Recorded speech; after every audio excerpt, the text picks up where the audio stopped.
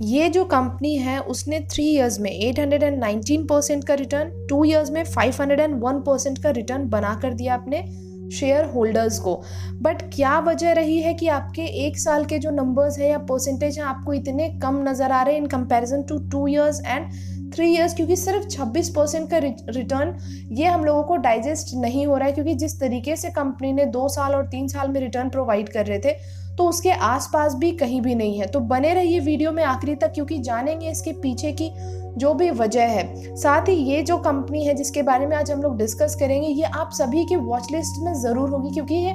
काफ़ी फेमस और काफ़ी बेहतरीन शेयर के तौर पे और अच्छी एक कंपनी के तौर पे आपको मार्केट में काम करती हुई नज़र आती है।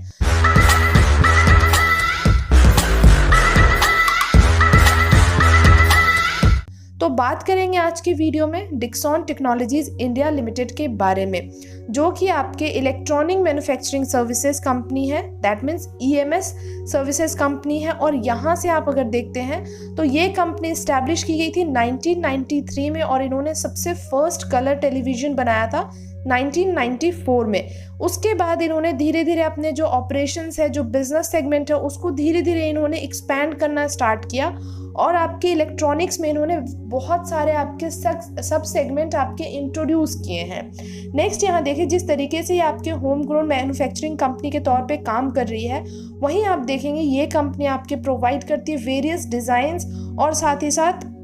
मैन्युफैक्चरिंग करते ही आपकी consumer durables, home appliances, lightning, mobile phones, security devices, setup boxes, wearables and medical equipment. तो आपके इतने नंबर्स ऑफ इनके प्रोडक्ट आपको मार्केट में नज़र आते हैं, और ये अपने कस्टमर्स को ग्लोबल बेसिस पे प्रोवाइड करते हैं। और साथ ही ये अपने रिपेयरिंग के तरफ से, या फिर आप कह सकते हैं रिफर्बिश्ड सर्विस भी प्रोवाइड कर रहे होते हैं अपने जितने भी ये आपके LED TV पैनल्स हैं उनमें। अब अगर यहाँ हम लोग देखें जो इनके क्लाइंटाइल हैं, उनमें अगर हम लोग बात करें तो आपके बहुत बड़े बड़े नाम भी है, जैसे कि ग्लोबल एंड डोमेस्टिक ब्रांड है, जो कि ये as a original equipment manufacturer के तौर पे उनको सर्व कर रहे हैं, और as well as original design manufacturer के तौर पे उनको हेल्प कर रहे हैं। हेल्प नहीं कह सकते, बट हाँ मतलब उनके लिए काम करते हुए नज़र आ रहे हैं। तो जितने भी प्रोडक्ट जो हमने देखे हैं अभी, जो आपके होम अप्लायंसेज हो गए या कंज्यूमर ड्यूरेबल्स प्रोडक्ट है, तो ये सारे उन क्लाइंट के लिए ये बनाते हैं, और वो जितने भी क्लाइंट होते हैं वो अपने जो रिक्वायरमेंट होती है या फिर जो उनके कस्टमर के टारगेट होते हैं, जो उनके कंज्यूमर्स के डिमांड होते हैं, उनके बेसिस पे इनके पास वो रिक्वायरमेंट डालते हैं डिक्सॉन के पास, और उसके बाद डिक्सॉन उनके बेसिस पे उनके रिक्वायरमेंट के हिसाब से, उनके जिस हिसाब से वो स्पेसिफिकेशंस देते हैं उसके बेसिस पे ये प्रोडक्ट डिज़ाइन करके लाइक OEM ये उनको प्रोवाइड करते हैं। तो यहाँ तक आई थिंक आपको ये चीज़ें समझ आई होगी कि किस तरीके से काम करती है डिक्सॉन कंपनी। जिनको नहीं पता है, बाकी जिनको पता है उनके लिए तो बहुत अच्छी बात है। बट उसके बाद यहाँ देखें तो अराउंड इनके 17 state of the art manufacturing facilities है, जो कि आपके यूपी में है, उत्तराखंड में है और आंध्र प्रदेश में है। साथ ही 3 इनके R&D सेंटर्स हैं, वो भी इंडिया में और साथ ही साथ चाइना में भी नज़र आएंगे। वहीं अगर हम लोग बात करें 1900 प्लस के आसपास इनके पास एम्प्लॉयज़ हैं जो इनके लिए काम कर रहे हैं। साथ ही 64,482 के आसपास इनके रेवेन्यू फ्रॉम ऑपरेशंस जनरेट हुए थे मिलियन में। वहीं अगर हम लोग इनके जो आप कह सकते हैं कि सर्टिफिकेशंस मिले हुए हैं, क्वालिटी सर्टिफिकेशंस, वो आपके सामने, जैसे कि ISO 9001/2015, वहीं 14,001/2015 और वहीं 45,001/2018। तो ये सारे सर्टिफिकेशंस भी इनको मिले हुए हैं। अब यहाँ पे बात करें एनालिस्ट के एस्टिमेट के ऊपर, तो 55% एनालिस्ट का यही कहना है कि आप चाहे तो इस शेयर में आप अभी के अभी इसमें आप बाइंग इनिशिएट कर सकते हैं। कुछ का कहना है कि आप चाहें तो अभी थोड़ा और आप इसमें होल्ड कर सकते हैं, और कुछ कह रहे हैं कि 18% के आसपास आप चाहें तो आप इससे एग्जिट ले सकते हैं, आप इसको सेल करके निकल सकते हैं। बट आपको अपने हिसाब से करना, अपने फाइनेंशियल एडवाइज़र से सबसे पहले कनेक्ट करना है, एंड देन आपको जो भी फैसला होगा वो आप कर सकते हैं। नेक्स्ट यहाँ पे हम लोग बात करें स्टॉक के वैल्यूएशन के ऊपर, तो डिविडेंड यील्ड जो है 0.02% के आसपास है। EPS काफ़ी बेहतरीन है। वहीं स्टॉक PE की अगर बात करेंगे तो ये आपको एक ओवर वैल्यूड प्राइस पे नज़र आ रहा है, बिकॉज जो इंडस्ट्री PE है वो 92.83 के आसपास है। वहीं आपकी जो स्टॉक PE है वो है 153.40 के लगभग। नेक्स्ट यहाँ पे क्वार्टरली रिजल्ट्स के ऊपर बात करेंगे तो क्वार्टर बेसिस पे कंपनी अच्छा करती हुई नज़र आ रही है। सेल्स के अगर हम लोग पैरामीटर पे नज़र डालें सिर्फ, क्योंकि जिस तरीके से आपके ये जून 21 के बाद आपको नंबर्स बढ़ते हुए दिखे हैं सेल्स के, सितंबर 21 में ये 2804 हुए हैं, उसके बाद आपके दिसंबर 21 की बात करें तो यहाँ पर भी आपको बढ़ोतरी नज़र आए। बट वहीं अगर आप ऑपरेटिंग प्रॉफिट के ऊपर नज़र डालेंगे, चाहे फिर आप नेट प्रॉफिट के ऊपर नज़र डालेंगे, इनके नंबर्स एक तो पहले आपको बहुत छोटे हैं, उसके साथ ही साथ अगर ऑपरेटिंग प्रॉफिट की आप देखते हैं सितंबर 21 के नंबर्स, तो जून 21 के मुकाबले तो बहुत अच्छा रहा था। दैट मीन्स जो पिछले क्वार्टर बहुत अच्छा किया कंपनी ने ऑपरेटिंग प्रॉफिट में। बट इस क्वार्टर की अगर बात करें दिसंबर 21 में,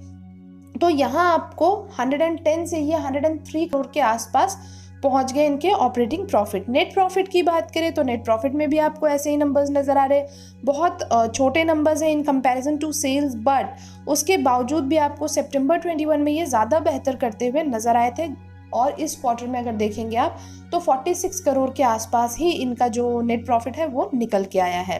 तो मिला जुला हम कह सकते हैं कि जहां इनके सेल्स के नंबर्स अच्छे थे, वहीं ऑपरेटिंग प्रॉफिट और नेट प्रॉफिट के पिछले जो क्वार्टर हैं उनके मुकाबले उतने बेहतरीन नहीं रहे हैं। वहीं अगर हम लोग ईयरली रिजल्ट्स के ऊपर बात करें तो ईयर ऑन ईयर काफ़ी बेहतरीन करती हुई नज़र आ रही है कंपनी, चाहे वो आपके सेल्स हो, नेट प्रॉफिट हो, चाहे फिर ऑपरेटिंग प्रॉफिट हो, क्योंकि आपको यहाँ पे नंबर्स धीरे धीरे करके आपको बढ़ते हुए नज़र आ रहा है और पिछले साल के मुकाबले तो काफ़ी बेहतरीन नंबर्स आपको बढ़ते हुए दिखे हैं। ऑपरेटिंग प्रॉफिट की बात करेंगे तो ऑपरेटिंग प्रॉफिट में भी आपको एक उछाल देखने को मिला है, जो कि 292 करोड़ के आसपास का इनका ऑपरेटिंग प्रॉफिट निकला है। और नेट प्रॉफिट अगर हम लोग मुनाफा की बात करें तो 160 करोड़ के आसपास इनको मुनाफा भी हुआ है, जबकि जो पिछले साल के नंबर्स थे वो थे 120 करोड़ के लगभग। तो इनके ईयर ऑन ईयर बेसिस के जो रिजल्ट्स हैं वो काफ़ी बेहतरीन रहे हैं। नेक्स्ट यहाँ पे sales and profit growth percentage की बात करेंगे, जहाँ पे आपको सेल्स ग्रोथ परसेंटेज जो है वो बढ़ते हुए दिखे हैं, वहीं आपके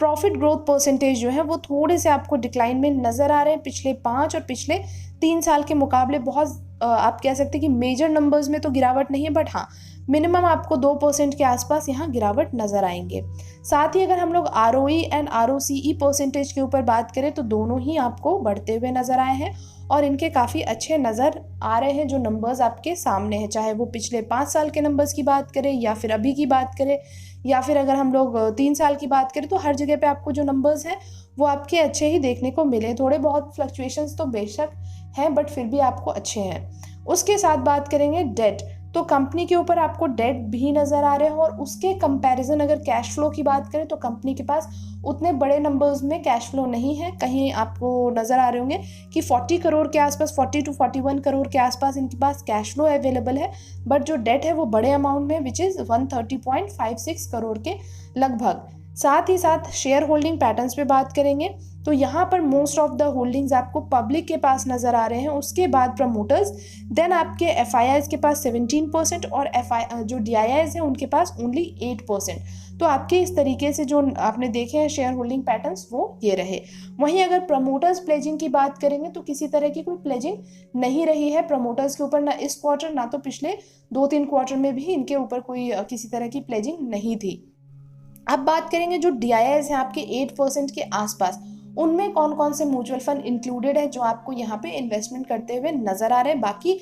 आपको अगर वीडियो अच्छा लगा है तो प्लीज़ इसको लाइक एंड शेयर ज़रूर करना आखिरी में, एंड प्लीज़ चैनल को सब्सक्राइब भी ज़रूर कर लेना। नेक्स्ट यहाँ पे देखते हैं तो ये रहे आपके 4 म्यूचुअल फंड जो आपके 2 अलग अलग यहाँ पे नज़र आएंगे, यूनियन और निपॉन की तरफ से, और जो थर्ड है वो आपके एडलविस की तरफ से 2 नज़र आ रहे हैं। तो सबसे पहले अगर एडलविस की बात करें तो एडलविस मिड कैप के हैं 2.82% के आसपास इन्वेस्टमेंट। जो सेकेंड है एडलविस के लार्ज एंड मिड कैप है जिनके 2.18% के आसपास इन्वेस्टमेंट है।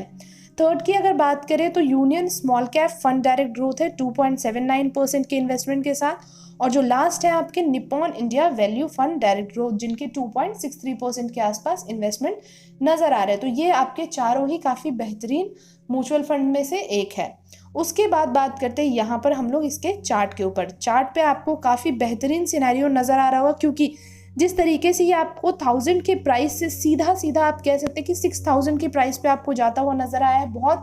कम समय में, और यही रीज़न रहे हैं यहाँ पे कि आपको इतने बेहतरीन तरीके के रिटर्न देखने को मिले हैं। उसके बाद अगर बात करें तो काफ़ी लंबे समय से आपको एक तो इसमें प्रॉफिट बुकिंग भी दिखाई दे रही है, ऑब्वियसली ये आपको कहीं ना कहीं आप कह सकते हैं कि ये काफ़ी ज़्यादा ओवर वैल्यूड हो चुका था पहले भी, और अगर अभी भी बात करें तो ये अभी भी आपको काफ़ी ऊपर ही नज़र आ रहा है,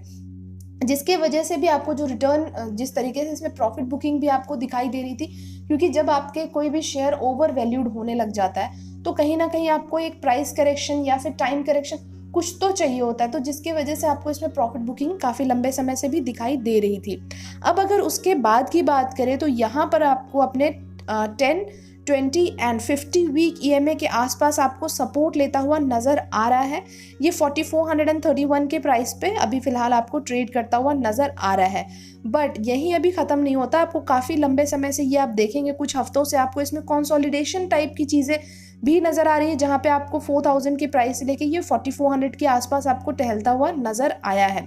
वहीं अगर हम लोग 1 डे के टाइम फ्रेम पे बात करेंगे तो यहाँ पे आपको जो सिनेरियो है वो नज़र आएगा कि अपने ये जो इनके 200 डे EMA है इसको ये अभी तक ब्रेक करके ऊपर नहीं जा पा रहा है, और वहाँ से ही आपको जितने भी ये डे के EMA है उसके नीचे ही आपको सस्टेन करता हुआ दिख रहा होगा। तो आपको एक यहाँ पे ब्रेकआउट काफ़ी ज़रूरी है। अगर यहाँ से एक ब्रेकआउट आपको मिलता है, अप मूव अगर यहाँ से दिखता है तो आपके लिए बेहतरीन होगा कि वहाँ से आप इसमें आप एक जो भी अपने इन्वेस्टमेंट के प्लान्स हैं वो आप कर सकते हैं, क्योंकि अभी भी इसमें यही देखने को मिल रहा है कि ये हो सकता है आपको फिर से 4000 की तरफ जाता हुआ नज़र आए, और उसके बाद आपको यहाँ से, क्योंकि मल्टीपल ऑफ टाइम्स आपको यहाँ पर ये आप कह सकते हैं कि रीटेस्ट करते हुए ये शेयर नज़र आ रहा था, बट आपको अगर यहाँ से अपने जितने भी डे EMA उसके ऊपर एक बार सस्टेन हो जाए तो आपको बेशक ये ऊपर की तरफ वापस अप ट्रेंड में नज़र आने वाला है। तो आई थिंक आज की वीडियो में हमने काफ़ी कुछ डिस्कस किया है। आप चाहें तो 4000 के प्राइस तक आप वेट करें, वहाँ पे आपको जितने बार भी ये डिप में मिलता है आप वहाँ से लेना स्टार्ट कर सकते हैं। उसके बाद एक कॉन्फर्मेशन के बाद आपको पता चल ही जाएगा कि आपके अब कंफर्म हो चुका है, ये अब आपको अप ट्रेंड में दिखने वाला है। तो आज के वीडियो में हमने काफ़ी कुछ डिस्कस किया है, कुछ रहता है तो स्टिल आप हमसे पूछ सकते हैं कमेंट बॉक्स में, जो भी आपकी क्वेरीज है, कोई सजेशंस हैं तो वो आप हमें बता सकते हैं। बाकी मिलेंगे आपसे नेक्स्ट वीडियो में बहुत ही जल्द, तब तक के लिए thank you and take care.